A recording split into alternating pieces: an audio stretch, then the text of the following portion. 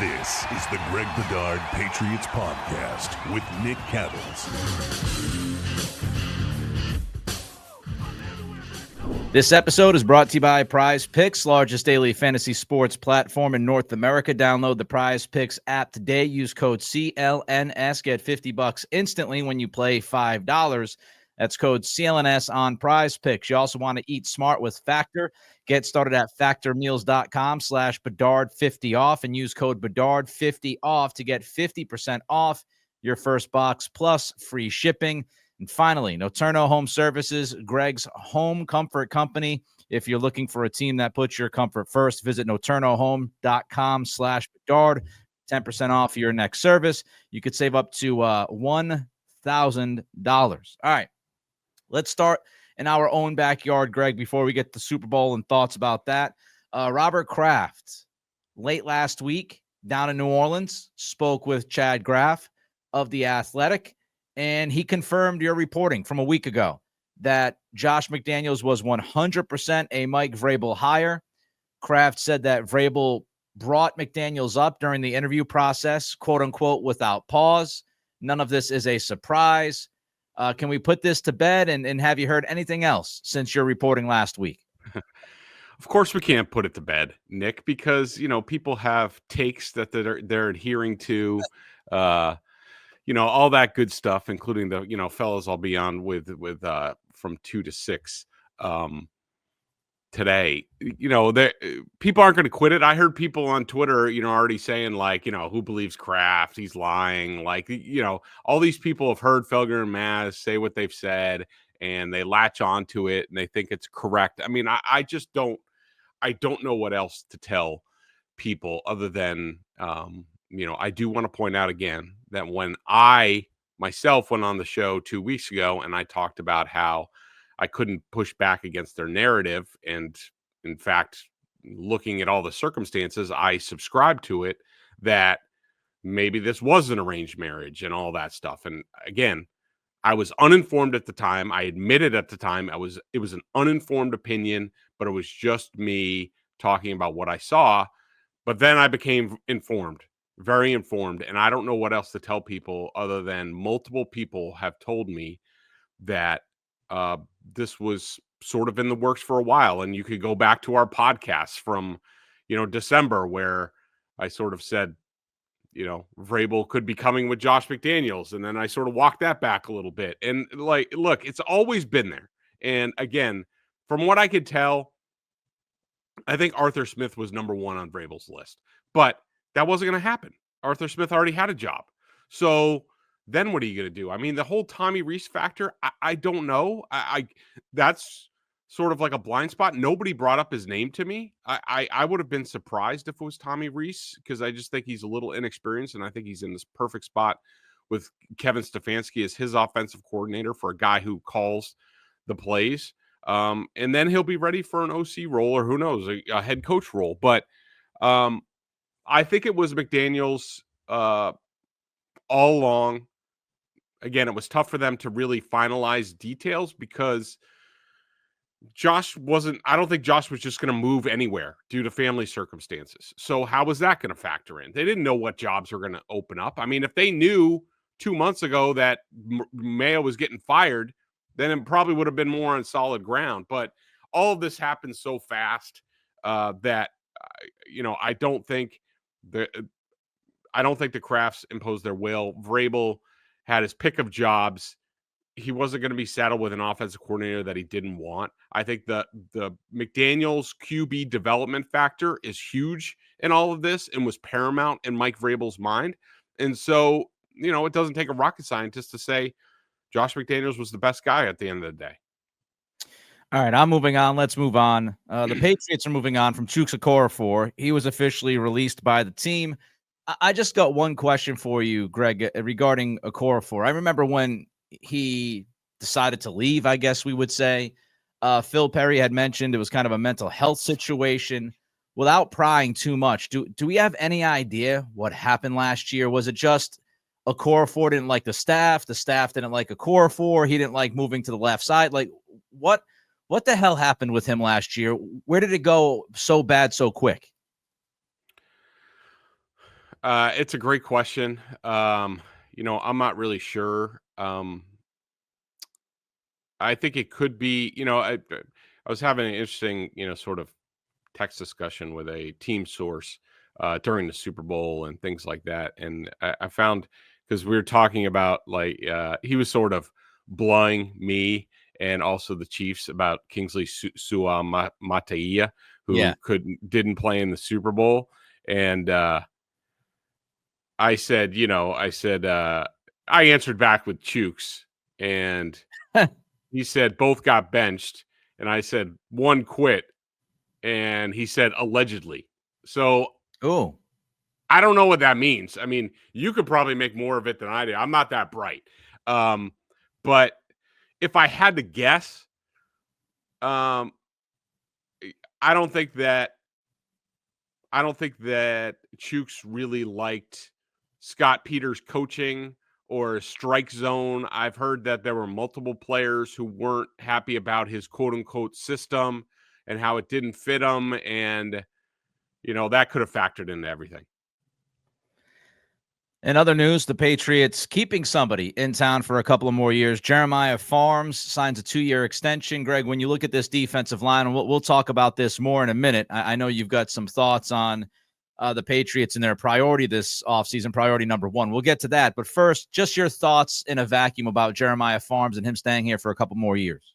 I like it. I thought, I haven't done my, now that we're finally through the Super Bowl and putting the staff together and all that stuff, I sort of have time to regroup and sort of finish off my grading from the system, including the last game. I did watch, Joe Milton's film, which was very impressive. But, just off the top of my head, I thought Jeremiah Pharms had a couple of games that he was in my top 3.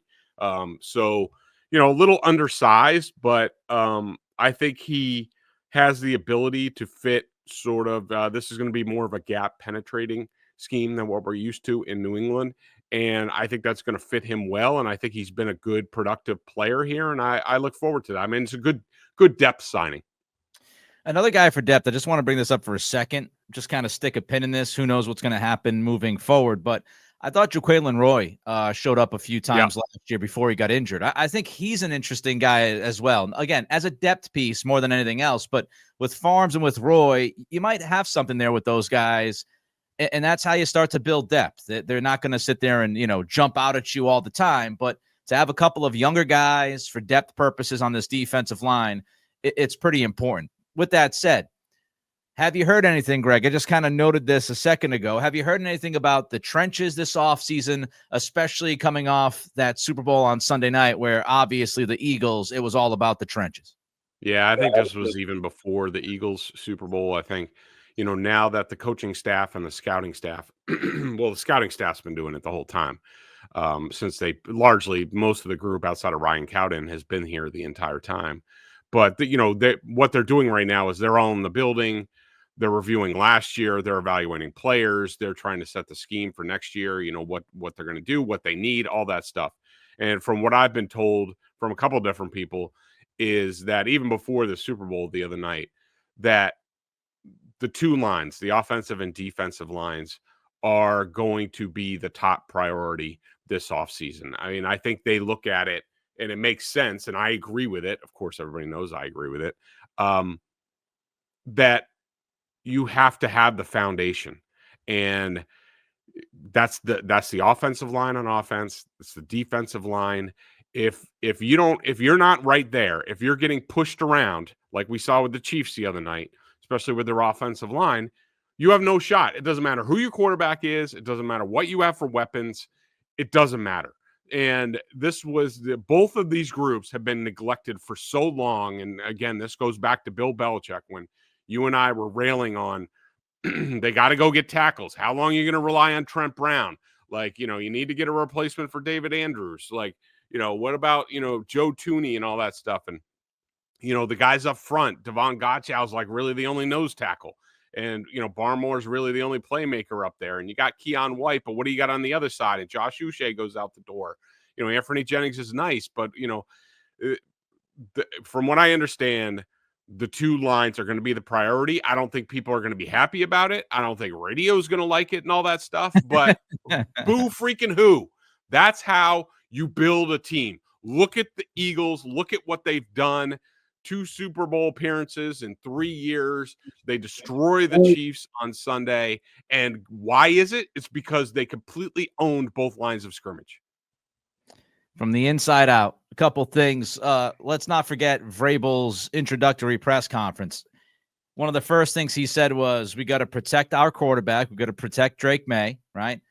Got to protect Drake May, and we have to, I forget if he said affect or impact the opposing quarterback. So that tells you. And Vrabel also said a lot about the offensive line during that introductory press conference. He's been pretty consistent about this. So I think that's exactly what this team is going to do. They're going to go out there. They're going to put a lot of emphasis on offensive and defensive line and start building at the trenches and then build out. Just go from there. Protect Drake May. Get after the other quarterback. That's the goal.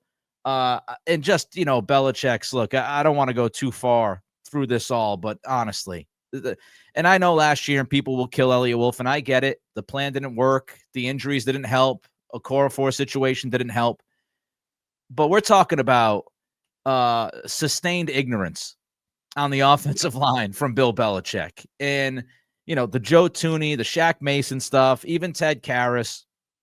I think they drafted one offensive lineman in the top 100 from like Isaiah Wynn through Cole Strange. It was just absolutely ridiculous. And this is why you saw what you saw last year. You can't rebuild that thing in one season. All right, before we get to Patrick Mahomes, Chiefs, Patriots, Brady, all that discussion, let's first get to the Prize Picks discussion with Greg.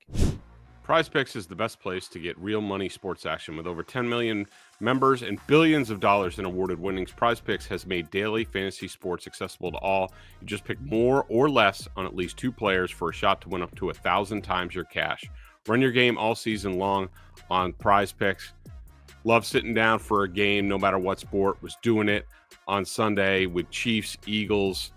I didn't hit on everything, but it was fun, and I have a blast following along. You should too. All-Star Weekend is almost here, and Prize Picks is the best place to win cash while watching your favorite players during the game and the Saturday night events like the 3-point contest. Prize Picks is the best place to get real money sports action. Join over 10 million users and sign up today. Prize Picks invented the flex play, which means you can still cash out if your lineup isn't perfect. You can double your money even if one of your picks doesn't hit. Sign up today and get $50 instantly when you play $5. You don't even need to win to receive the $50 bonus. It's guaranteed. Prize Picks also offers weekly promotions that can lead to big payouts like Taco Tuesday. Each Tuesday, Prize Picks discounts select players' projections up to 25% to provide even more value for your lineup. Think Steph Curry will get more than 5 3-pointers next week. Giannis for more than 35 points. Cook up hot takes with your friends like Nick Cattles. Yeah. And real money this basketball season when you run your crew. Run your game on Prize Picks. Download the app today and use code CLNS to get $50 instantly after you play your first $5 lineup. Again, that's code CLNS to get $50 instantly after you play your first $5 lineup. Prize Picks, run your game. Greg, do too many people put too much significance on the Super Bowl? I don't know how you feel about it, Nick, but yes, I think so. And I understand it's the big game. And I understand that there's a lot of attention. And I understand all the media's there all week and doing all these interviews and talking about the game. But, you hear this discussion. And look, I agreed with – we heard the same sort of discussion with Patriots fans when, there was an argument about, so Tom Brady got 3 Super Bowl titles pretty quickly in his career. Yeah. And Patriots fans wanted him in the discussion with Joe Montana, and people were pushing back because Joe Montana was 4-0 in Super Bowls and had the 4 titles. And, you can't say that about Brady, and this went on and on until he finally got his 4th in 2014. I mean, there was a 10-year span where he didn't get a Super Bowl title. And, some people wanted to say that Brady didn't deserve to be in the discussion because Montana was 4-0 in Super Bowls. And I agreed with Patriots fans. I was on their side where I thought that line of discussion was utterly ridiculous because, wait, you're saying so Joe Montana doesn't get into any more Super Bowls, but Brady's been to, I don't know, at the time, 6 or 7. And, just because he lost to the Giants twice. Like all of a sudden he's lesser than Joe Montana. Like, getting there and getting to the conference championship games, like that pales in comparison to Joe Montana when he only went to 4 Super Bowls. Like I just didn't get that discussion. And I also don't get it about Patrick Mahomes. This is a guy who's, in his 7th season, he's never failed to make it less than the conference championship game. He's lost 2 Super Bowls against number 1 defenses. And yeah, they were somewhat lopsided, but to me, that doesn't matter. I mean, what's the difference between, and I know the scores were quote unquote closer, but we all know the game. I mean, whether it was, the Broncos in an early AFC championship game or the Jets game at home, or the Ravens divisional round game when the Ravens ran all over the Patriots. I don't see the difference between those games and Patrick Mahomes losing to a great Bucs defense, a great Eagles defense, and struggling. I just don't get that whole line of discussion. Just because it's a Super Bowl doesn't mean it's has like that much more added significance when we're talking about when you're evaluating a player and how great they are. I mean, Tom Brady was on the same level as Joe Montana, even though he had 1 less Super Bowl title. Patrick Mahomes, like the only way, like going into this week, and we talked about it last week, like if he got 3 straight, then you could say, okay, he joins the conversation because that's something nobody's ever done. And that would be his 4th Super Bowl title already in 7 seasons. And now you're like, all right, now he joins the discussion if he does that. He didn't do it. That doesn't mean all of a sudden he goes back to being some crap bag. I mean, it's still Brady and he's below, but I don't know. I just think it's ridiculous how much people put emphasis on a Super Bowl when your season ends when your season ends. If you crap out in the divisional round, I think it's worse than the Super Bowl. I have roughly 777 thoughts on this. So I'm going to try to just hone it in as best as I can. I look at it from the big picture. Okay. I have no issue with people debating which stretch was better. Was Brady's stretch with the Patriots from 16 to 18 or whatever the hell it was, that 3-year stretch when he was 39 years old to 41 years old, and he went to 3 Super Bowls and he won 2 out of 3. And the only one that he lost, he threw for over 500 yards, which is a record, and had 3 touchdowns and 0 picks. I have no problem with debating that stretch versus this stretch by Mahomes, where he went to 3 straight and won 2 out of the 3 and got absolutely smoked. I mean, slightly lopsided, I think, is a very nice way that you put it. They got their asses handed to them on Sunday night. That was a demolition. So I have no problem with the stretch conversation. I have no problem. I stole it from you. As a matter of fact, Greg, I hosted on 98.5 on Sunday, and I stole the whole. Heard you. I stole the whole. I was driving around and I heard it. The prime conversation. I have no problem with debating, okay, what did these guys look like during their prime? The GOAT conversation was outrageous. It was out. It should not have even been a conversation in my mind. People can do what they do. They can cover it the way they want to cover it. It's their world. If they want to talk about that, that's their right. I mean, I'm not a king here. I'm not telling you that nobody can talk about. Everybody can talk about it if they'd like. Me personally, it was outrageous. So I just kind of look at this through 21 playoff games. Through 21 playoff games, Patrick Mahomes is 17-4. Brady was 16-5. Pretty damn close. I would also add that the biggest issue that I have, Greg, and I don't know how you feel about it, I'll ask you. The GOAT conversations, to me, I understand why we do it, but it's so difficult when you're talking about how sports evolve and how they change. And I'll just give you one simple example. Patrick Mahomes, over the last couple of years, trying to remember when that rule changed, but now the 1 seed is the only team that gets the bye. So when you're Kansas City and you're the 1 seed, that's a whole different world, right? Because even when Brady was the 1 seed for a lot of his run, the 2 seed had the bye as well. So you still had an equally rested team going against you inevitably if things fell chalk in the AFC Championship game. That's not the case anymore. The Chiefs had 20 plus days of rest before the playoffs this year. So, I mean, we can get into so many different conversations about, how it breaks down, the rules, how they're called, how the game is called now, all of that stuff. And so to me, it's like, I get it. I went through it with LeBron and Michael Jordan. It's the same kind of thing with me. People were way too premature about anointing LeBron the greatest of all time. I think people have been way too premature anointing Patrick Mahomes as the GOAT or close to the GOAT. Stephen A. Smith said that if Patrick won on Sunday, he's the GOAT, no question. Austin Mock Really? from The Athletic. Yeah, Austin Mock from The Athletic. People can Google this. Go The Athletic over the weekend. Austin Mock wrote that if Patrick Mahomes won against the Eagles, that the case was closed, he's the GOAT, and it's not even necessarily close. I think that's the kind of stuff that irritates people because it's unreasonable. It's ridiculous. And we don't know. Look, one last thing before I kick it to you, back to you, about the GOAT thing.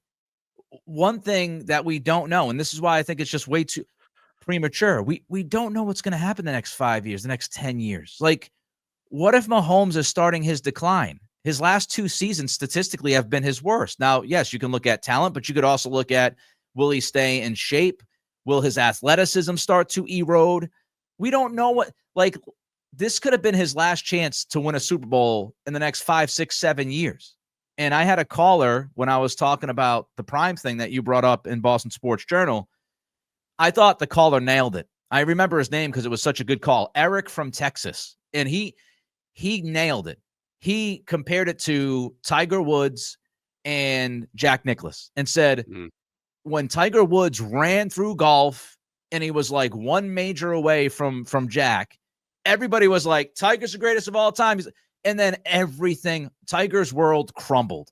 I'm not saying Mahomes' will, but he still has a lot to do to gain as far as GOAT goes. And we just don't know the future, Greg.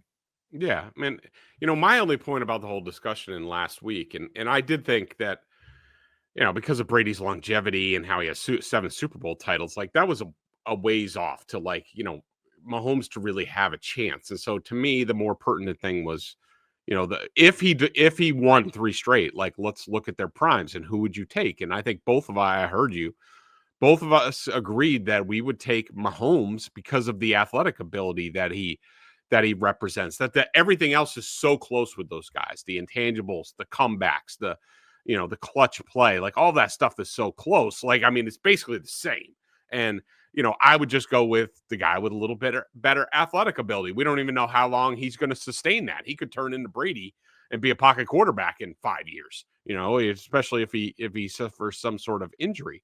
But, my big thing about the whole discussion was, the only way Mahomes even entered the conversation to being like GOAT adjacent was if he did something that nobody else has done. And that would have been 3 straight Super Bowl titles and 4 in, I think it was 6 years or 4 and 7 years.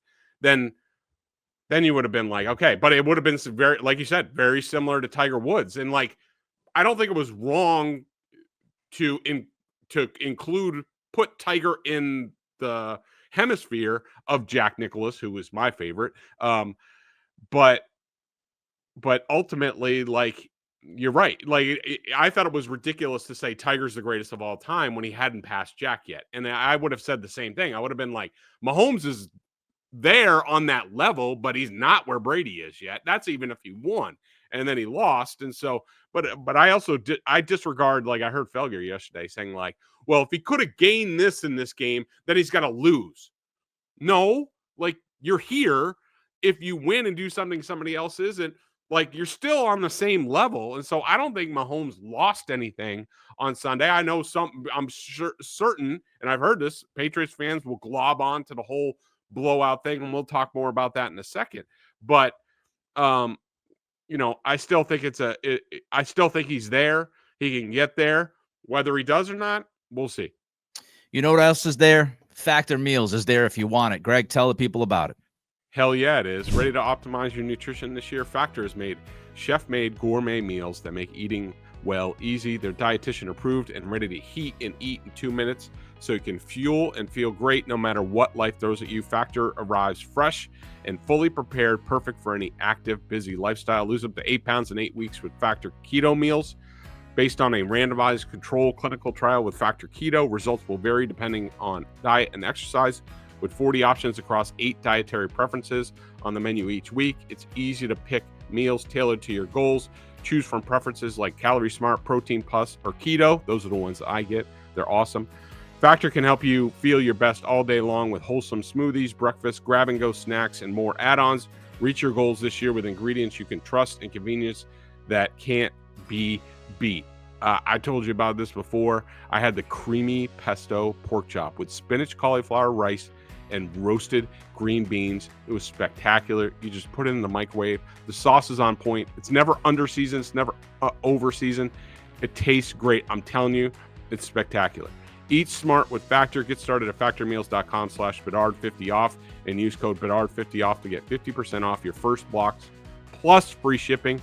That's code Bedard50 off at factormeals.com/Bedard50 off to get $50 off plus free shipping on your first box. Was Philadelphia much better than people gave them credit for being? That was my conclusion watching this game and sort of, doing some research, and I'm still in the process of it because, I asked my buddy Aaron Schatz over at FTN, the DVOA guru, to give me some numbers because since they moved from Football Outsiders to FTN, they're limited on it. Like they only go back to like 2020, but of course he has all the numbers. I'll just readily admit this was a blind spot for me. I think anybody who listens to this podcast knows that I don't really watch the NFL during the NFL season. Like I'm singularly focused on the Patriots, and I might catch the stray Thursday night game or maybe get home for the second half of Sunday Night Football or watch a little bit of the playoffs, but I'm not really watching the league all year. And so I didn't realize how good the Eagles were. And I think what really brought it home for me was I was listening to Chris Sims' sort of Super Bowl recap, and he picked the Eagles by 10 in that game. And he said, and he watches the whole league. He watches a lot of film. So these are the guys that I rely on to sort of fill me in on how good, whether it's him or Greg Cosell. These are the guys that I listen to get a clue on the rest of the league. And he said, if you put together a 22-man all-star team at every position from this game, that the Eagles would have about 18 of the 22 positions. Probably you would go with Mahomes, Chris Jones, Trent McDuffie, and one of the guards, either Joe Tooney or Trey Smith for the Chiefs. Other than that, you would take all Eagles. And, you factor in the Vic Fangio factor, and I think people really slept on how good this team was. And the Super Bowl brought it home for me. I was just like, holy crap. This is an Eagles team that also destroyed the Commanders in the conference championship game. This is an Eagles team that I'm just trying to find.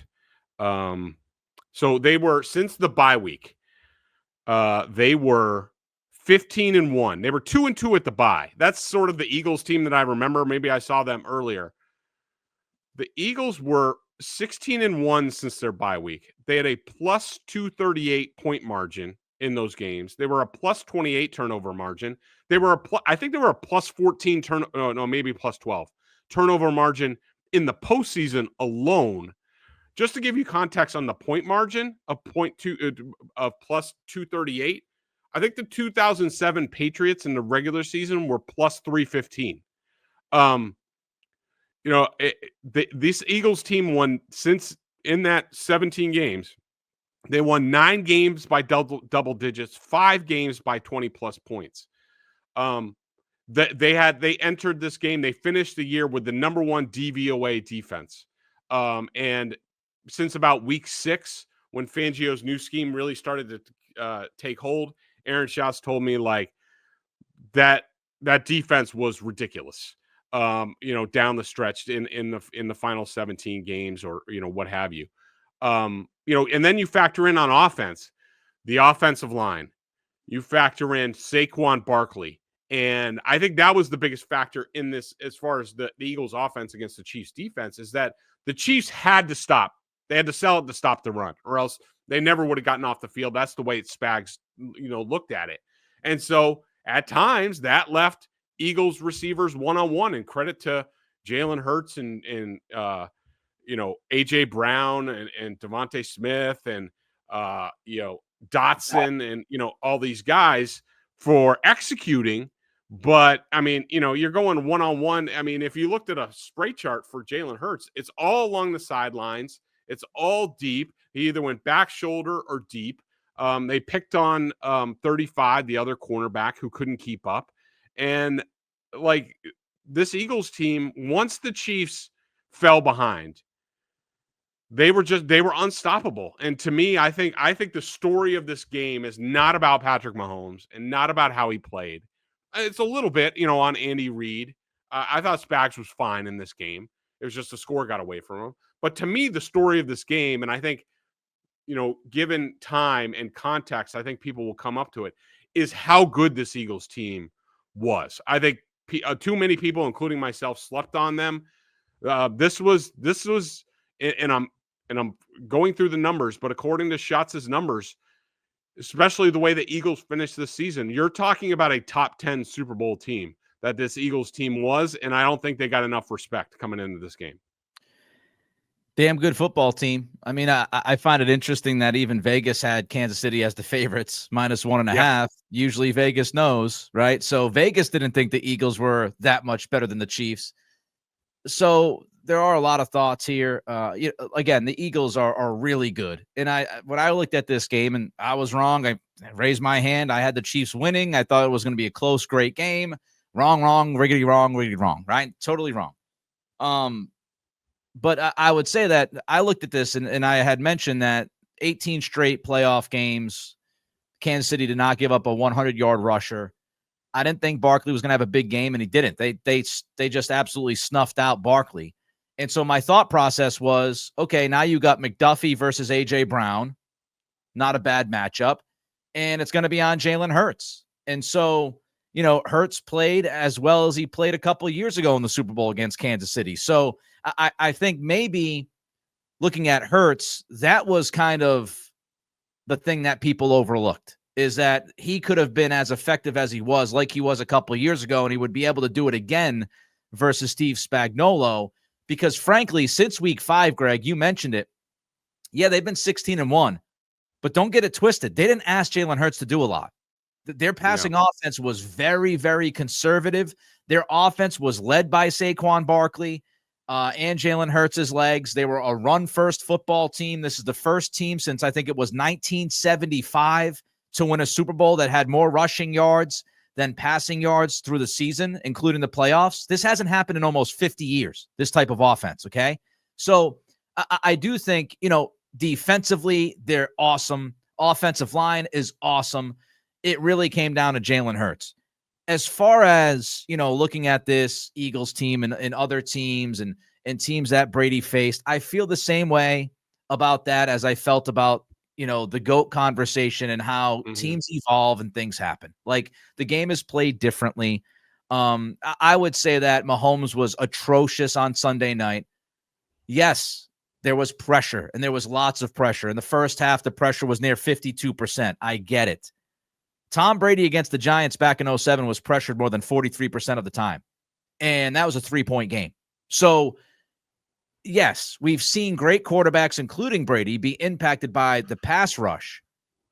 But Brady never looked that bad in a big game as far as the Super Bowl, the biggest game, right? He looked bad. He had some stinkers in the playoffs. People forget about those.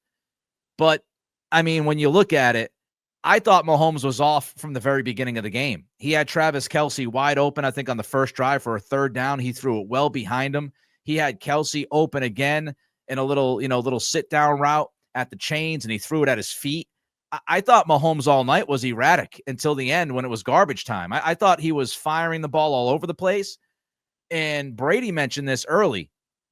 His feet, like out of the gate, we talked about this with Drake May. Mahomes' feet, he was tap dancing in the pocket immediately. And so I don't think he went into that game feeling great about his offensive line, and he just didn't play well. It's as simple as that. You give a lot of credit to the Eagles, but when plays were there, he had Worthy open early in the game for a big play and just didn't throw the football. He missed them. So I do think there were some opportunities early in that game to keep it close, and Mahomes shit his pants. I mean, we could just be honest about it. He shit his pants. It's fine. Doesn't mean he's a bad quarterback. Doesn't mean he's crap. Doesn't mean the Chiefs are crap. Doesn't mean he's not going to end up being one of the best of all time. On Sunday night, he crapped his pants. And I think we all saw it. Even when he had time, even when he could deliver the football, he was not the same guy. I just disagree. I've been consistent on this for years. People know from either the pod or the radio that I am a big believer in pressure rates on quarterbacks. That anything over 40, you start getting in the danger zone. Over 50, forget it. And I was looking at the pressure rates in their career among Mahomes and Brady, and it's pretty consistent. I mean, Brady was, and when he was pressured 45.7% of the time or more, he lost 1, 2, 3, 4, 5, 6 of 9 games. Okay. Patrick Mahomes, and I couldn't find that. Patrick Mahomes, he lost 1, 2, 3, 4. He was 4 of 8 in games with the same sort of pressure rate. The Tampa Bay Buccaneers Super Bowl was 55.4%. This game, like you said, with this game when it was in the balance, was 53. And this started from the get-go. Like when you're and this was the same thing with Brady. And I used to excuse Brady, whether it was the Giants Super Bowls or what. I would excuse it and be like, what do you want him to do? There's too much pressure. And is there a difference between though, Greg? See, what I have a beef with here is I don't disagree with you. Pressure rate affects teams, affects offenses, affects quarterbacks. My problem is Brady wasn't humiliated like often. And yeah. it's not just losing the game. It's the fact that there are levels to this. And Mahomes was humiliated. Like he was atrocious. And you can look at the Super Bowl against the Giants where Brady wasn't atrocious. He wasn't great, but he wasn't that bad. And I think people are looking at it and saying, like, for example, Sunday night was Mahomes' second worst career start. When you look at QBR, you could argue that was literally his second worst game of his career. And so I just think there are levels to the idea of, do you get beat or, do you keep it competitive? And I think Brady didn't always have this. And again, this is the longevity thing. Mahomes will play more football games and we'll see how it ends up. But Brady, when you're talking especially Super Bowls, Jeff Howe tweeted earlier this week or over the weekend, Brady walked off the field in the fourth quarter or overtime in all 10 Super Bowls with a lead. So he had the ability to kind of just find a way to keep his offense and his team in the game. And Mahomes has not shown that the 2 times where he faced major adversity in the biggest game. I just think it's similar to what you said about comparing different eras. I just don't think you can. I just don't think you can compare. I mean, how can you compare Eli Manning going up against if he went up against this Eagles offense or a great offense in the Super Bowl? He might have gotten waxed. He just didn't. He faced Eli Manning twice, with limited weapons, very conservative offenses. He faced Jake Delhomme. He lost to Nick Foles. I mean, just because, again, this is the Super Bowl discussion. Just because it happened, and just because it was closer or whatever, to me, that's more about how the Patriots were constructed. I mean, you get these type of games and I thought Mahomes played really well in the Bucs Super Bowl, where he faced the highest pressure rate of his career when he was on, he had a hurt foot. You get blowouts when you can't block the sustained pressure, and there's no answers. At least Tom Brady had James White to dump off to in the Atlanta Super Bowl like 37 times, or Julian Edelman. Like, Mahomes doesn't have any of those guys. So Chiefs aren't a good football team, is what you're telling us. They're just not a good they're not a good football team. I mean, if we're not against one of the great top 10 Super Bowl teams of all time. I mean, nobody's going to stack up those Giants teams against any of these Super Bowl teams. Like, they were bad teams. I mean, I think those Eagles, those Giants teams like had a plus, like one was a -6 for the season. One was like a +22. I mean, to me, it's apples and oranges. You're talking about Mahomes got blasted by 2 teams that finished number 1 overall DVOA. And because he got blown out, you're saying that Tom Brady's better? Maybe just like Belichick's better. He had, better weapons around him, whether it was Welker or Edelman or James White. Like, I just don't subscribe to that. I understand what you're saying. Big picture, I don't necessarily disagree that the Eagles and Bucks were great football teams, but or at least great defenses. But again, we're looking at different seasons. Like, we're looking at different, in some cases, eras. We're looking at different strengths of schedule. We're looking at Nick, how can you compare what happened on Sunday to 2007 and the Giants, saying like, well, Tom Brady lost by 3. Yeah, without factoring in, it's Eli Manning with David Tyree and a running game. Greg, I mean, how can you compare the two? Because again, we're talking about all-time great quarterbacks facing horrendous pressure in the Super Bowl. That's how I can compare it. Mahomes shit his pants. Brady didn't. And I would also say Brady never faced anything like that in the Super Bowl. Okay, again, 38% pressure on Sunday night. We can talk about garbage time. One of the garbage times was one single pass. So I don't know about dropbacks and pressure rate according to dropbacks. I saw Mahomes pressured pretty much through 3 quarters. And I saw Brady pressured throughout the entire football game against the Giants because it was a close game. So are we going to sit there and say, well, Mahomes faced a lot of pressure in 3 quarters, but Brady faced a lot of pressure in 4 quarters? We can have this tit for tat. My point is Mahomes was god-awful in the Super Bowl. Why? You think he just sucked because of the stage? It was because of the pressure. It was there from the get-go. Joe Cooney couldn't block anybody. Did Brady suck in 2007? Did Brady suck in that Super Bowl? No. But the Giants were running away from him. He wasn't down 24 points at halftime. If he faced a real offense, he might have. Pressure is pressure, Greg. It's 44% versus 38%. Brady faced but when you're pressure. not trailing, when you're going against an offense where you know they're not going to run away from you, then you can play a certain way. You could check it down. You could turf it. You could throw it away. You could take sacks. But when you're facing, Jalen Hurts and his running and throwing and A.J. Brown and Devontae Smith and Saquon Barkley and a great offensive line. I'm hearing a lot of excuses from you. This is the same stuff I used to say about Brady when he was, the Jets would make him look terrible. As far as the Chiefs situation, I'm hearing a ton of excuses for Patrick Mahomes. That's what I'm hearing. A team that went what? They had 1 or 2 losses this year, the entire year. Did they have like 1 loss, 2 losses? A team that went through the AFC, a team that just beat the Buffalo Bills, a team that has one of the best quarterbacks of all time, a team that has an offensive line that has at least 2 Pro Bowlers on it. All of a sudden, Andy Reid is supposed to be one of the great offensive minds in football in the history of the game. Steve Spagnuolo is supposed to be one of the greatest defensive core. But now all of a sudden, because the Eagles had a great game, they had an unbelievable game. But now all of a sudden, I'm supposed to sit here and cry for Patrick Mahomes because he doesn't have enough talent and this and that.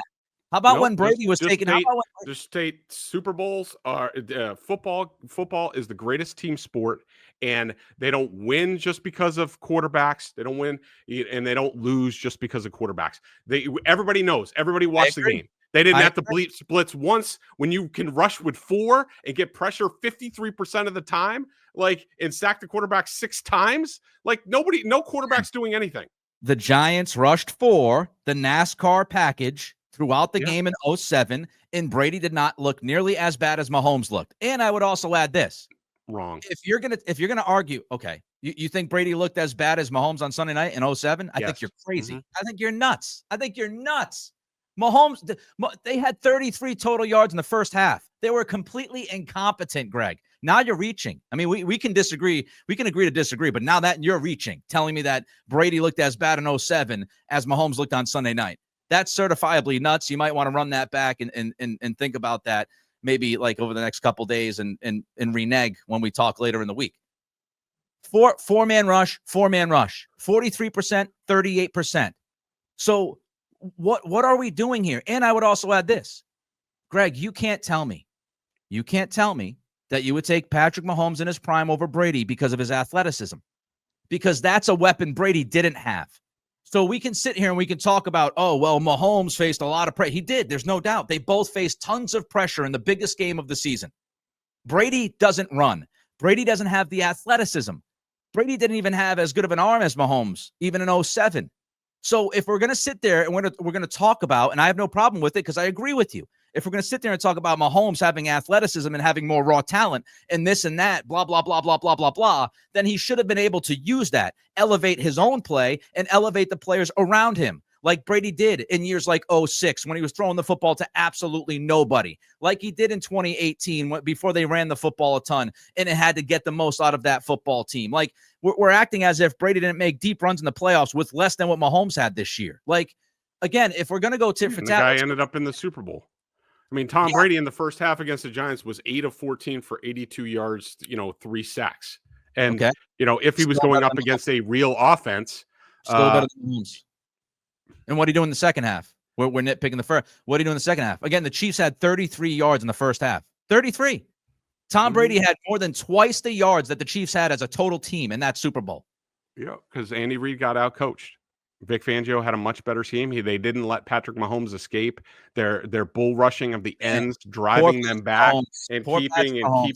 No, it was everybody else's fault. This is the same stuff that I used to say when Tom Brady used to lose Super Bowls when pressure was. I mean, it's not on him. We got to move on. He needed to do a better job. He never looked that bad, Greg. If he looked that bad, I'd be with you, and I'd say, yeah, I remember. And I remember in 2007 when he got pressured a ton by the Giants and he couldn't complete a pass and he looked like he was frantic in the pocket. He looked like he was absolutely lost. I would sit here and agree with you on that. You mean like the Jets game? What, back in what the hell year was that? What was that, 2010? Yeah, again. Round game? And what did I say? I said that when we're comparing these guys, we're looking at longevity for Brady.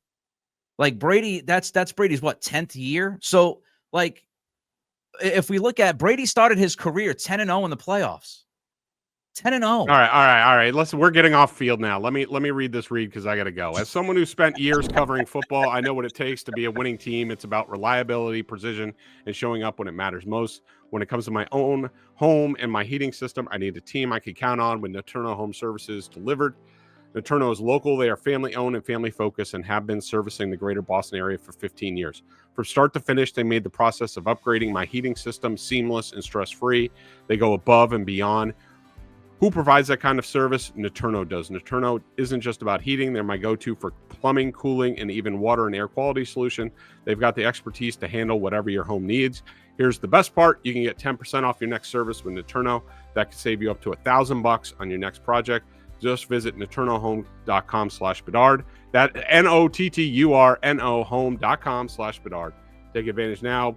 These deals won't last forever. If you're looking for a team that puts your comfort first, visit naturnohome.com/Bedard. I trust Naturno. You should too. All right, Greg's going to run in a minute. Let me remind you, BSJ, $50 for the year. Bedard Giardi doing a great job with Patriot stuff. Huge offseason this offseason.